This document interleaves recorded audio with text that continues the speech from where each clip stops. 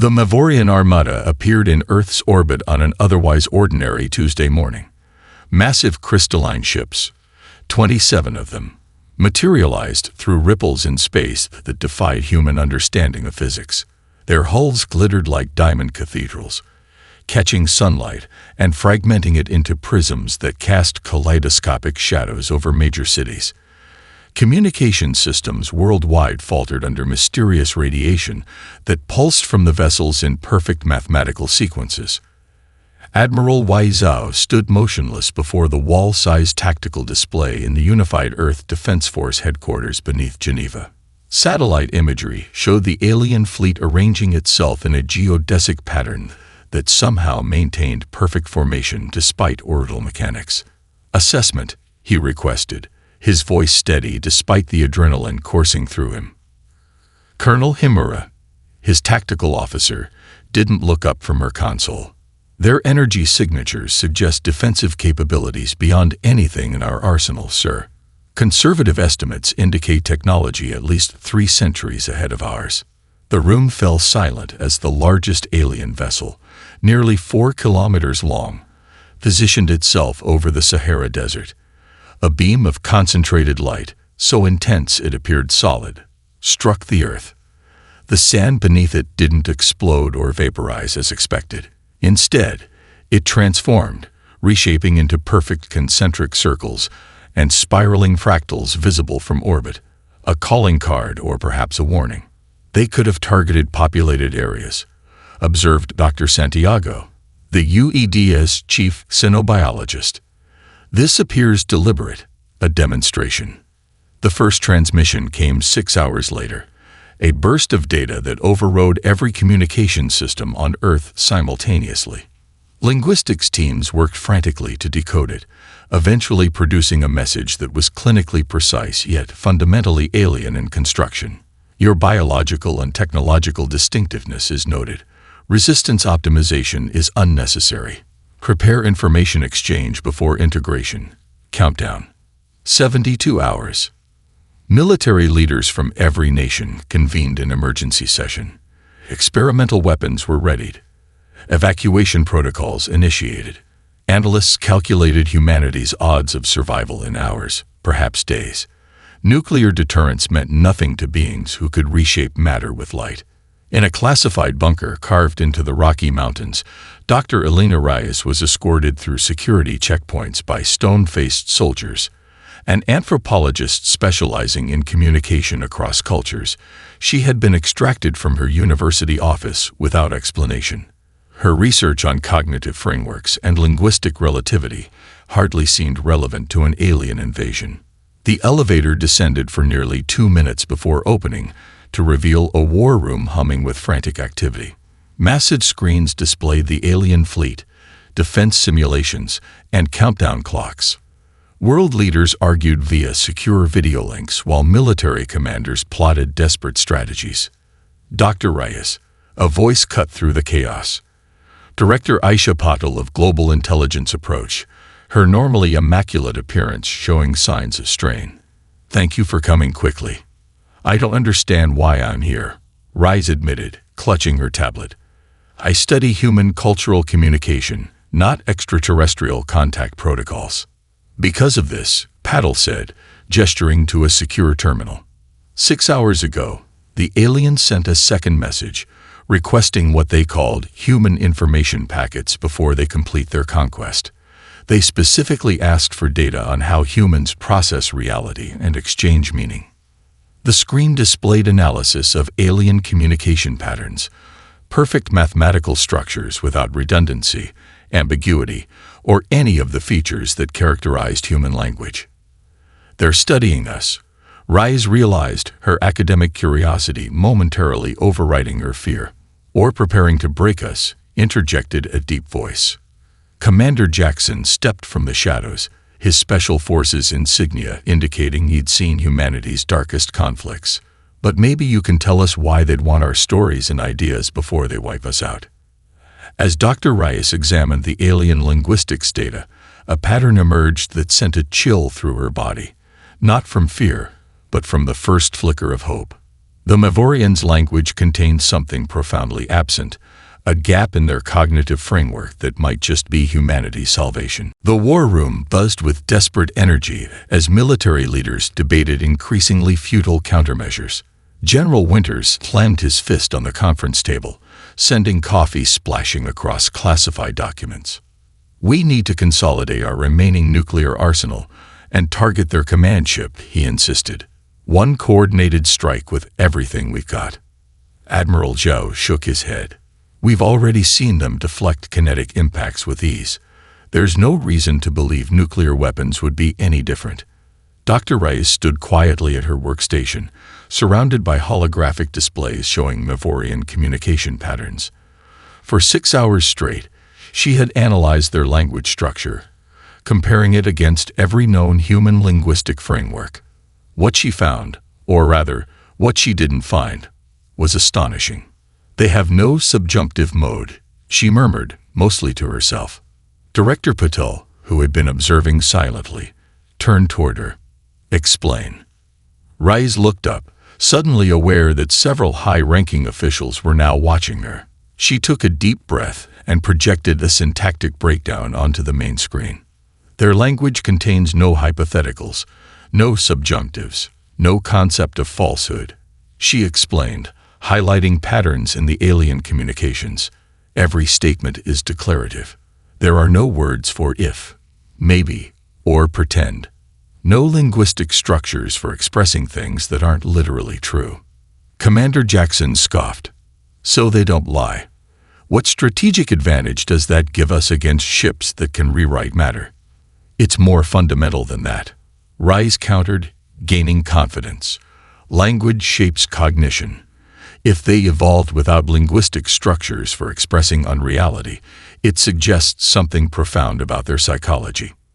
She pulled up neural scans of the one Mavorian drone pilot who had been captured during a brief skirmish over the Pacific. "Look at their neural architecture. Perfect symmetry. No specialized regions for processing social deception or narrative comprehension. They evolved as a hive mind, which means they never needed to develop cognitive frameworks for deception, contradiction, or even imagination." The room fell silent as the implication sank in. "You're saying they can't understand fiction?" Admiral Zhao asked, his brow furrowed. "I'm saying they might not be able to process the concept that a communication can be intentionally untrue or hypothetical," Rice clarified. "Their request for human information packets suggests they're trying to understand how we think, but they may be dangerously unprepared for what they'll find." General Winters laughed bitterly. "So we're supposed to defeat an armada of superior alien warships by, what, telling them fairy tales?" "Not fairy tales," Director Patel interjected, her eyes narrowing thoughtfully. "Cognitive weapons. Dr. Rice, what would happen if a hive mind with no concept of falsehood was suddenly exposed to human literature, to our contradictions, our metaphors, our ability to imagine things that aren't real?" Rice projected a simulation showing potential neural disruption patterns. "Best case, cognitive dissonance on a scale they've never experienced. Their shared consciousness might struggle to integrate concepts fundamentally alien to their thought processes." "And worst case?" Commander Jackson asked, his skepticism tempered by growing interest. "Nothing happens, and we've wasted precious time," Rice admitted. "But consider this. They're studying us before completing their conquest. That suggests caution, perhaps even fear of something they don't understand." She pulled up the Mavorians' most recent transmission, highlighting a curious phrase requesting data on reality processing variations among individual units. "They're trying to comprehend how we think differently from each other," she explained. "That's potentially our advantage. They evolved with perfect consensus. The concept of billions of minds with different thoughts, beliefs, and perceptions might be more alien to them than they are to us." Commander Jackson crossed his arms, unconvinced but intrigued. "So you want to weaponize human creativity against them? That's your grand strategy?" "No," Rice replied, meeting his gaze. "I want to weaponize something they've never encountered before, the human capacity to imagine what isn't real, but could be."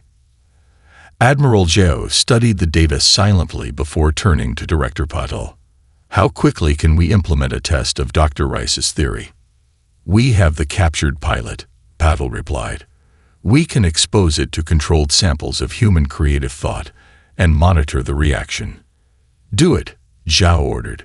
We have nothing to lose at this point, and possibly everything to gain. The observation chamber fell silent as Dr. Rice approached the containment field housing the captured Mavorian. The alien's crystalline exoskeleton pulsed with internal light, blue shifting to green, then purple in mathematical sequences.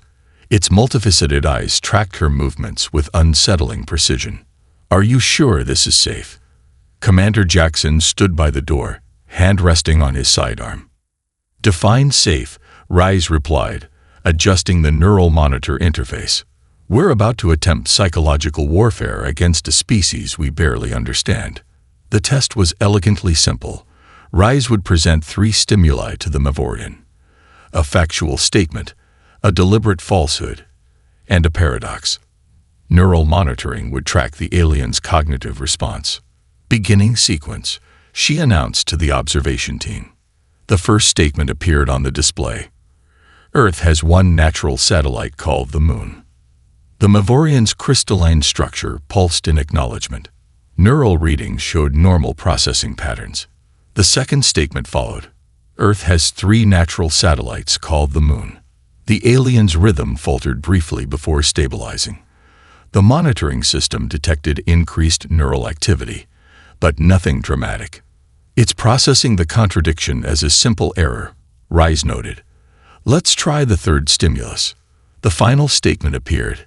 This statement is false. The effect was immediate and shocking.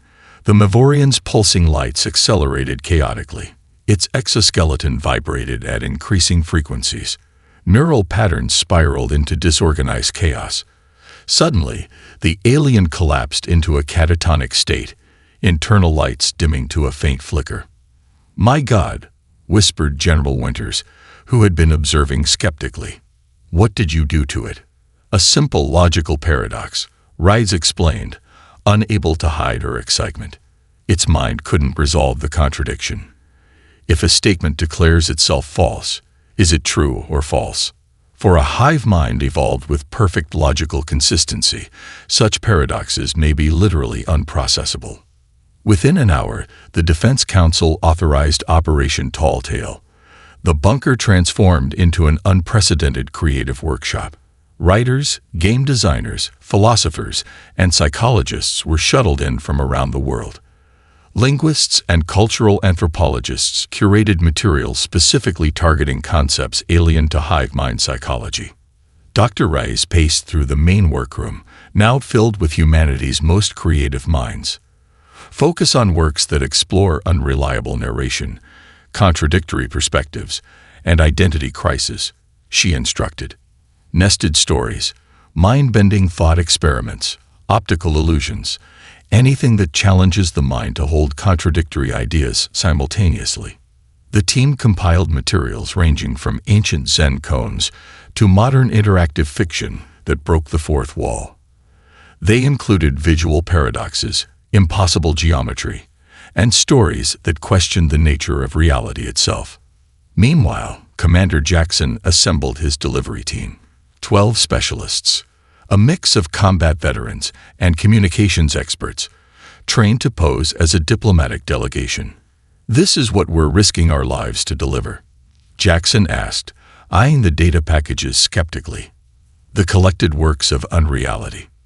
The most powerful technology humans have ever developed," Rice countered. "Our ability to imagine what isn't, but could be." During the final briefing, Admiral Zhao addressed the team. "The Mavorians have granted safe passage for one diplomatic shuttle. Your mission is to deliver these data packages throughout their mothership while appearing to negotiate surrender terms." Jackson studied the neural scan of the catatonic Mavorian. "How do we know this will work on their entire fleet?" This was just one drone. Rice activated a holographic display showing the hive's neural architecture. Individual Mavorians are like neurons in a collective brain. The drone's reaction suggests fundamental vulnerability. At scale, the effect should cascade through their shared consciousness. Should, Jackson emphasized. Commander, Rice said quietly, humanity has faced extinction many times. Plagues, world wars, climate disasters. But we've always had one advantage that's seen us through. Our capacity to imagine alternative futures and make them real. That's what we're weaponizing. As they boarded the shuttle, Jackson noticed Rice slipping a worn copy of Alice in Wonderland into her pocket. "Bringing your own ammunition?" he asked. She smiled grimly. "A world where nothing is what it is, because everything is what it isn't. Perfect for minds that have never questioned reality." The shuttle bay doors opened to the void, Earth gleaming blue below them, Mavorian ships glittering like crystal daggers above. The human shuttle approached the Mavorian mothership, a colossal structure that seemed to exist partially in dimensions beyond normal perception. Its crystalline surface shifted subtly, sections appearing and disappearing, as if reality itself couldn't quite decide on its true form. Commander Jackson felt his inner ear struggle to maintain equilibrium as spatial relationships distorted around them. "Stay focused," he reminded his team over their secure comms. "Remember your cover identities. We're here to discuss surrender terms, nothing more." Dr. Reyes sat beside him, her eyes wide as she documented everything. "The architecture itself is a manifestation of their consciousness," she whispered. "Notice how it pulses in synchronized patterns. The entire ship is an extension of their collective mind." Their shuttle was guided into a docking chamber that reconfigured itself to accommodate their vessel. The artificial gravity shifted several times before settling at Earth normal levels, a courtesy that felt somehow more unsettling than reassuring. 8 Mavorians awaited them in perfect formation. Up close, their crystalline bodies were even more alien. Translucent exoskeletons revealing complex internal structures that pulsed with coordinated light. They moved with perfect synchronicity, no individual showing any deviation from the group's rhythm. "We welcome Earth representatives." They spoke in unison, their voices harmonizing in ways that human vocal cords could never achieve. "Your biological units will follow designated pathways for information exchange." The delegation was escorted through corridors that seemed to extend impossibly far in some directions while contracting in others. Light pulsed through the walls, floor, and ceiling. Jackson realized it was information being transmitted directly between Mavorians, a communication method that bypassed speech entirely. "They're constantly sharing information," Rise noted quietly. "Complete transparency between every individual. Notice how none of them ever contradict each other or express differing opinions. There's no concept of privacy or independent thought." The Mavorian High Overseer received them in a central chamber that continuously rearranged itself, crystalline structures flowing like liquid one moment, rigid as diamond the next. Standing nearly 3 meters tall, its body contained more complex light patterns than the others, possibly indicating higher processing capabilities. "Your species has developed unique information processing variations," it stated, its voice resonating from multiple points simultaneously. "This phenomenon requires study before integration." Dr. Reyes stepped forward, presenting what appeared to be a simple data storage device. "As requested, we offer this comprehensive cultural database as a gesture of peace. It contains our literature, philosophy, art, and music, the collected wisdom of human civilization." The High Overseer's crystalline appendage accepted the device. "We will analyze these information patterns to better understand your species' functionality." While this formal exchange occurred, Jackson's team members discreetly planted smaller data packages throughout the ship as planned. Each specialist had memorized different sections of the mothership schematics, derived from scans taken during approach. Lieutenant Chen planted a neural disruptor disguised as decorative earth art near what appeared to be a central processing node. Specialist Rodriguez uploaded paradoxical logic puzzles directly into an information terminal during an apparent malfunction of his translator device. Each team member executed their assigned task with practiced precision. Reyes carefully observed the Mavorians' reactions as they began preliminary analysis of human cultural data. Their crystalline forms vibrated subtly when encountering simple metaphors. When a demonstration of poetry using contradictory imagery was presented, several smaller drones paused momentarily, their light patterns becoming briefly asynchronous before realigning. "They're struggling with the concept of figurative language," she whispered to Jackson. "The idea that words can mean something other than their literal definition is causing processing difficulties." The High Overseer's voice interrupted her observations. "Your species communicates through intentional pattern distortion. Explain the purpose of these contradictory information sequences." "We call it imagination," Reyes replied. "It's how humans explore possibilities beyond immediate reality. Irrelevant to objective truth," the Overseer stated, though Jackson noted a subtle uncertainty in its tone. As they prepared to depart after the scheduled meeting, Reyes noticed something remarkable. The previously perfect synchronization between Mavorians showed tiny variations.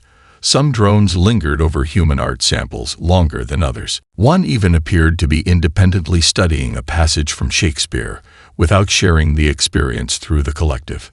"It's working," she whispered to Jackson as they boarded their shuttle. "The seeds have been planted."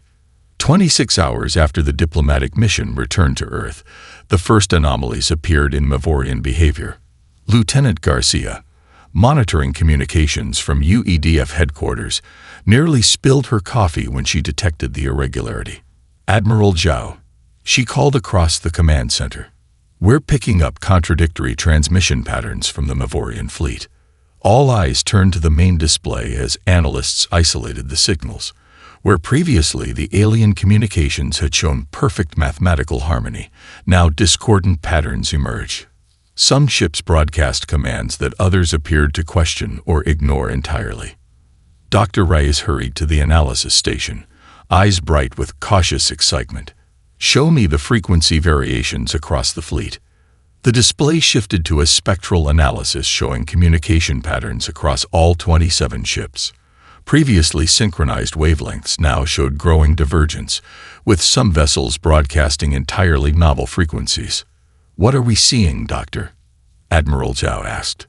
"Cognitive cascade failure," Reyes explained, unable to hide her amazement. "The data packages we delivered contained concepts the hive mind cannot fully integrate. Paradoxes, subjective truths, contradictory perspectives. They're struggling to maintain consensus." On screen, real-time satellite imagery showed physical manifestations of the disarray. Mavorian ships began to drift out of their perfect geometric formation.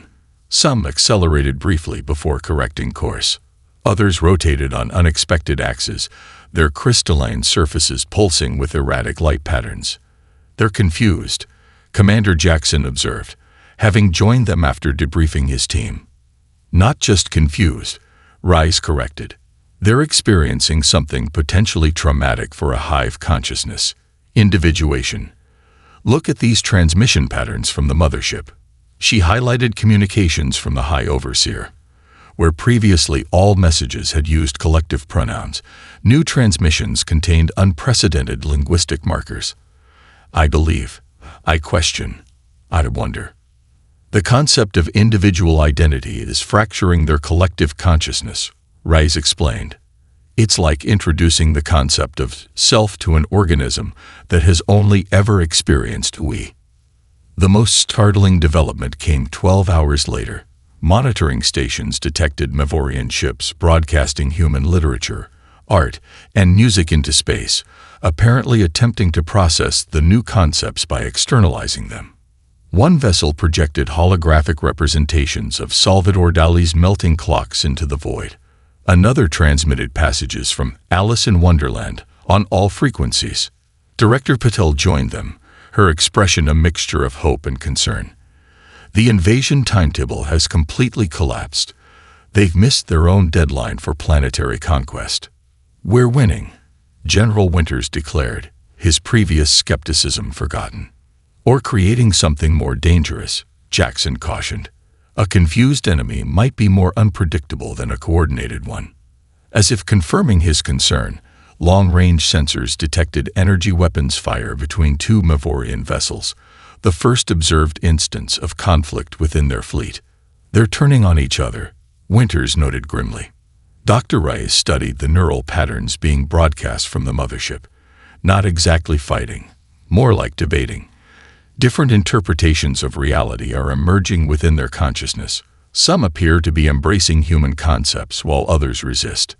Admiral Zhao watched the unfolding chaos with measured optimism. How far will this cascade spread? Unknown, Rice admitted. But there's another possibility we hadn't considered. She highlighted a particular transmission from the mothership. A series of questions about human neural architecture, emotions, and social structures. They're not just processing our stories, she realized. They're trying to understand the minds that created them. They're becoming curious about us. The central display suddenly shifted as every monitoring system detected a massive new transmission from the mothership, a formal request for additional human cultural information, and most surprisingly, a request for direct dialogue with individual human narrative creators. They want to talk, Rice breathed, not to conquer, to understand. Jackson's expression remained cautious, or they're adapting their strategy. Either way, we need to respond carefully. Admiral Zhao nodded. Prepare a second mission. If they want more of our stories, we'll give them something they've never encountered before. The UEDF war room erupted into fierce debate. With the Mavorian fleet in disarray, military leaders saw an unprecedented opportunity to strike. We have a window of vulnerability, General Winters insisted, highlighting tactical simulations that showed the disorganized alien vessels. We may never get another chance like this. Commander Jackson, freshly returned from mission debriefing, nodded in agreement. Their defensive coordination is compromised. A simultaneous strike against their propulsion systems could cripple their ability to maneuver. He manipulated the holographic display, demonstrating attack vectors for Earth's remaining orbital defense platforms. The simulation showed promising results. At least 8 Mavorian vessels could potentially be disabled before the others could respond. Dr. Rice stood alone on the opposite side of the table, her expression troubled. This is exactly the wrong approach, she argued. We've made breakthrough contact with an alien intelligence. They're actively trying to understand us. They came here to conquer, Winters countered. One moment of confusion doesn't change their fundamental objective, doesn't it? Rice enlarged a section of the display showing recent Mavorian transmissions.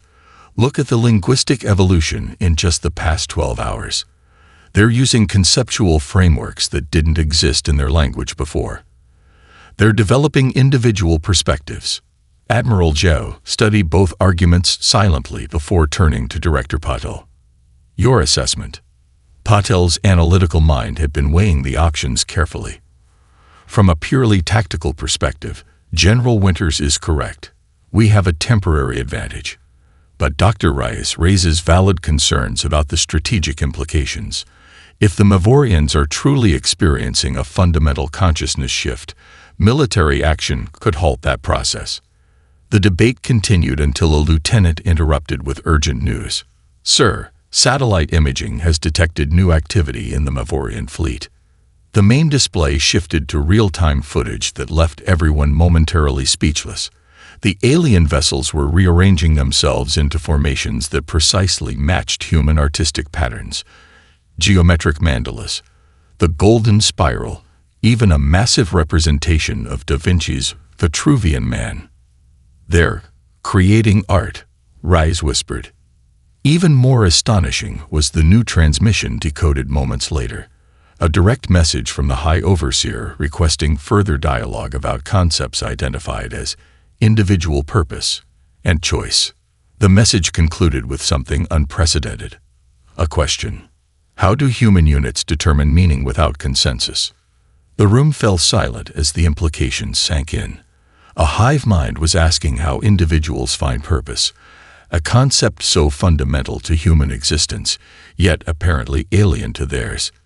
This is extraordinary, Patel noted. They're not just processing our information, They're fundamentally questioning their own nature. General Winters remained skeptical. Or it's a sophisticated deception. They don't have deception, Rise reminded him. That's the whole point. They're encountering these concepts for the first time. Commander Jackson, who had been quietly studying the Mavorian ship movements, finally spoke. Their defensive systems remain active, but they've reconfigured their weapons arrays to minimum readiness. They're making themselves vulnerable, either as a sign of trust or because their internal conflict has compromised their military protocols. Admiral Zhao weighed the options before reaching his decision.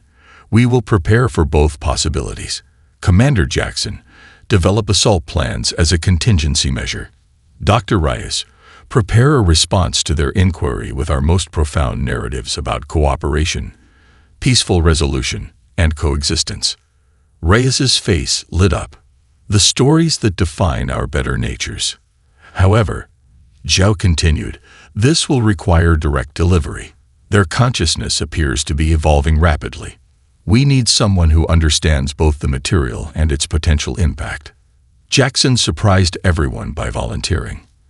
I'll lead the mission, he stated firmly. But I want Dr. Rice with us. If this is a trap, we'll need tactical response. If it's genuine, we'll need her expertise. As they prepared for the second journey to the mothership, Rice selected materials focusing on human capacity for empathy, cooperation, and moral growth. Jackson watched her work with newfound respect, though he still quietly instructed his team to prepare defensive measures. The shuttle departed Earth under the watchful eyes of both species, humans hoping for peace, Mavorians experiencing hope itself perhaps for the first time. The mothership interior had transformed dramatically since their previous visit. The once austere crystalline corridors now displayed human artwork, mathematical proofs, and literary excerpts projected directly onto the walls. Ambient sounds, what appeared to be experimental combinations of human music and Mavorian harmonic sequences, filled the air. This is unprecedented, Dr. Rice whispered, documenting everything with her optical implants. They're not just studying our culture, they're incorporating it into their environment. Commander Jackson remained vigilant, noting defensive positions and escape routes out of habit. Stay focused. Remember that cultural breakthrough and hostile intent aren't mutually exclusive. Most striking were the Mavorians themselves. Where previously they had moved in perfect unison, now each drone displayed subtle differences. Some had developed distinctive light patterns within their crystalline bodies. Others had added what appeared to be intentional asymmetries to their forms, the equivalent of personal decoration. Their escort, a drone that introduced itself as Prismatic Analysis Node 7, a concept of individual designation previously absent from their society, led them to the central chamber. The one who oversees awaits your presence, it stated, using terminology that acknowledged hierarchy rather than collective identity. The High Overseer's chamber had become a museum of human thought. Mathematical equations floated alongside poetry verses.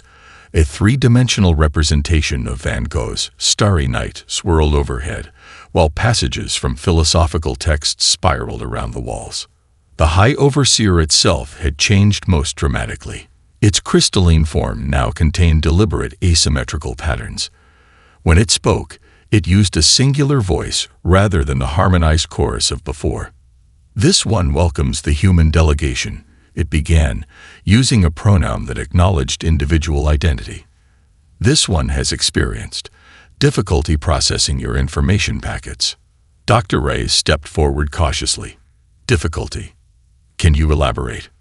Your concepts create division within the collective, the Overseer explained. Some embrace the new patterns of thought. Others resist. For the first time in our existence, we experience disagreement. The word seemed to cause the Overseer physical discomfort as its crystalline form rippled with discordant light. That's normal for us, Rise explained gently. Humans maintain individual identity while functioning collectively. We call it society, unity without uniformity. Inefficient, the Overseer noted, yet adaptable. Commander Jackson, watching this exchange with growing fascination, asked the question that had been troubling him. Why did you come to Earth? What was your true purpose? The High Overseer's form pulsed slowly before responding. Truth has become complicated since encountering human thought. After a pause that seemed contemplative, it continued. We fled destruction. A consuming void approaches from distant space, mindless, unstoppable. We sought resources, buffer zones, protection through conquest. Crystalline panels shifted, revealing a stellar map that showed the Mavorians' long journey across multiple galaxies.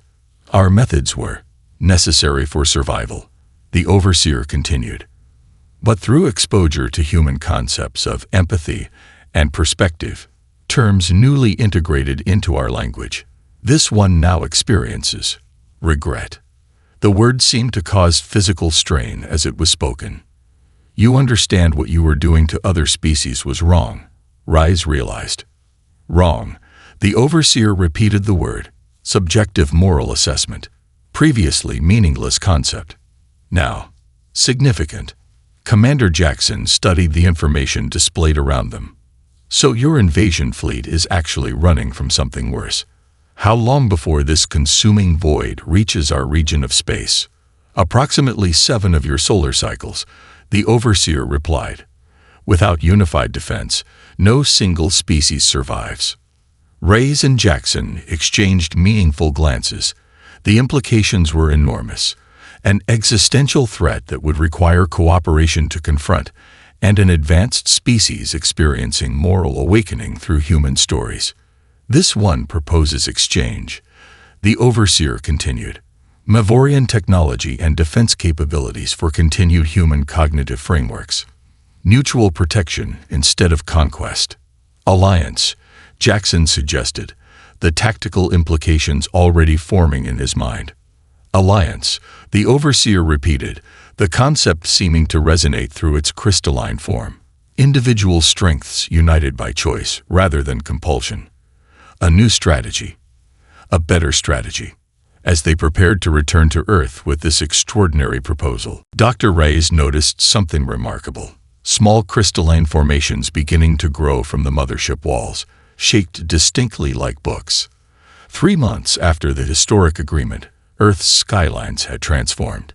Crystalline spires now rose alongside human architecture, not as weapons of war, but as joint research facilities. The former invasion fleet, reconfigured into a defensive network, orbited the planet in patterns that blended mathematical efficiency with artistic expression. Dr. Elena Reyes stood at the observation deck of the Geneva Sena Cultural Exchange Center, watching humans and Mavorians work side by side. The transformation of both societies had been remarkable. Still can't believe it sometimes, Commander Jackson said, joining her at the window. The military officer had traded his tactical gear for a diplomatic uniform, though he still carried himself with vigilant awareness. Which part? Rise asked. That we stopped an alien invasion with stories, or that we're now preparing to face an even greater threat together. Jackson gestured toward a Mavorian researcher who was engaged in animated discussion with human scientists. The alien's crystalline form now contained personalized patterns that identified it as Prismatic Inquiry Node 13, or 13 to its human colleagues. That they could change so fundamentally, he answered. From perfect collective to individuals with names, preferences, even senses of humor. The integration hadn't been without challenges. Conservative factions on both sides remained suspicious. Some Mavorians had struggled to adapt to individuation, forming smaller consensus groups that maintained limited collective consciousness. Some humans feared the technological changes reshaping society. Yet the benefits were undeniable. Mavorian hyperspace mathematics combined with human intuitive problem-solving had already produced breakthroughs neither species could have achieved alone. The first joint-designed vessels were under construction, ships that could potentially intercept the approaching void. Admiral Zhao is requesting you both in the strategic planning chamber, announced a young lieutenant. They found the Admiral reviewing long-range sensor data with the High Overseer, now known simply as First among its kind. The display showed disturbing readings from the edge of the solar system, subtle gravitational anomalies that indicated the void might be approaching faster than originally calculated. 5 years, not 7. First stated, its crystalline form pulsing with concerned patterns. The calculations were based on consistent acceleration, but the entity appears to be adapting its approach vector. It's learning, Rise observed, just as you did. Different process, first corrected. We gained individual consciousness through exposure to human creativity. The void appears to consume consciousness itself, adapting through absorption rather than understanding. Admiral Zhao nodded grimly. Then we accelerate the defense preparations. The Jupiter shipyards will need to double production. There's something else you should see. First added, activating a secondary display. It showed transmission data from distant star systems, patterns similar to Mavorian communications, but with distinctive variations. Other crystalline species, Jackson asked. Cousins, first confirmed. Previously competitors. Now potential allies if approached correctly.